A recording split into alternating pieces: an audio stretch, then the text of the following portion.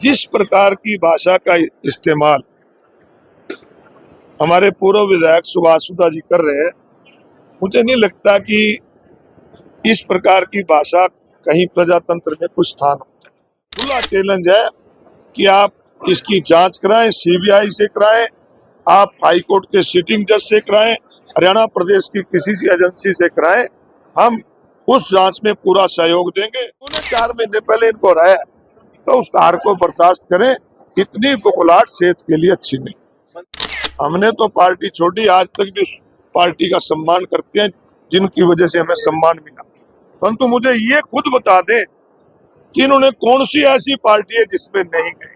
कि अरबों खरबों हो सकते हैं लोगों को लूट के, परंतु अशोक अरोड़ा ने सारी जीवन ईमानदारी से उठा दी। मैंने पिछली विधानसभा में उठाया था कि इसके छोरे ने 2 टांगे तोड़ी हुई है एक लड़के की, आज तक कार्रवाई नहीं हुई, इसका फिर उठाऊंगा।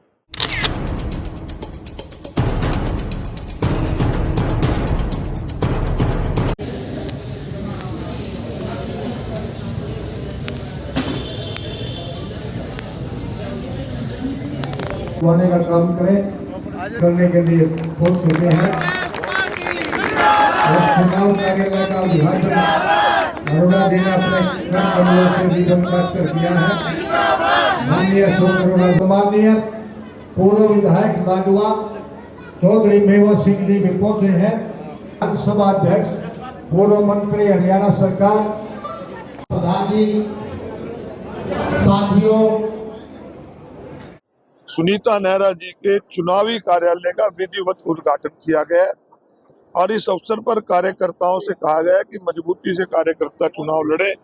जिस प्रकार से सत्ता पक्ष के लोग धन बल से, ताकत से लोगों को दबाने की प्रयास कर रहे हैं, ये प्रजातंत्र में ठीक नहीं। चुनाव होता है, हर पार्टियां लड़ती हैं, वो भी लड़ रहे हैं, हम भी लड़ रहे हैं, परंतु इस प्रकार से जैसे लोगों को दबाया जा रहा है, मैं मानता हूं कि ये प्रजातंत्र नहीं।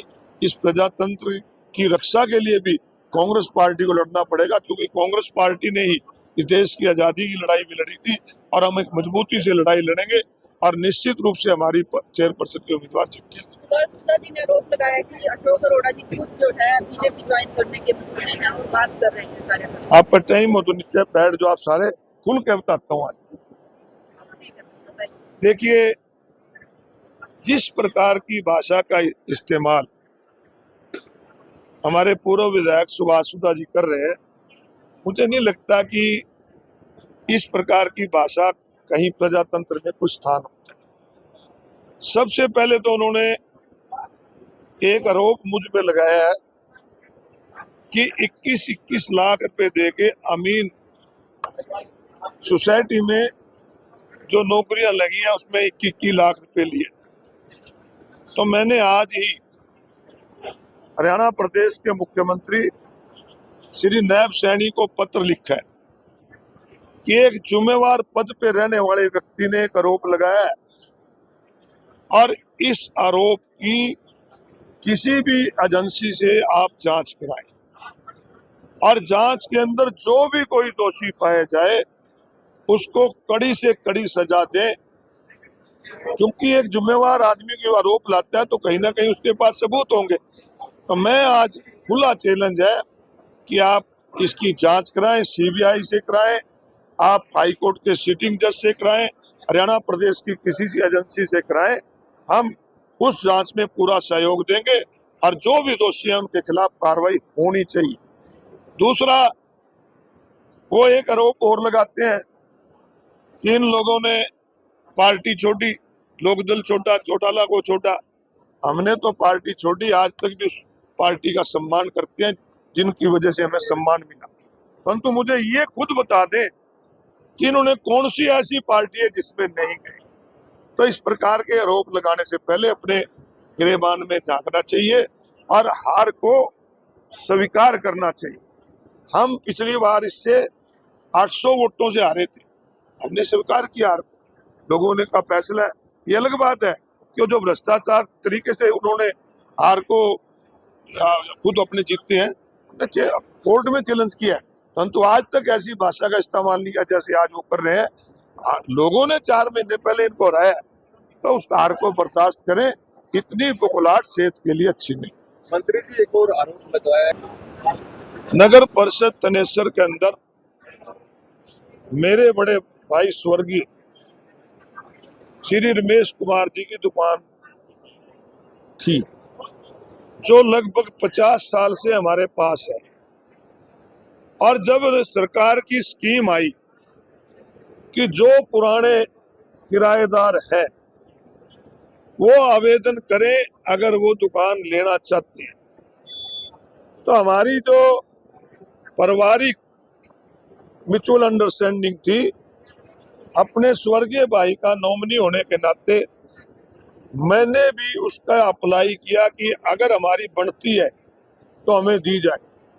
नगर परिषद तनेसर की तरफ से लेटर आया मेरे पास कि आपकी दुकान बनती है, आप 4 लाख समथिंग कुछ रुपया जमा कराओ। मैंने वो जमा करा दिया, नगर परिषद के अधिकारियों ने जाके रजिस्ट्री करा दी। और अगर कोई गलत काम है तो भाई नगर परिषद के अधिकारियों ने किया होगा, मैंने तो अप्लाई किया है।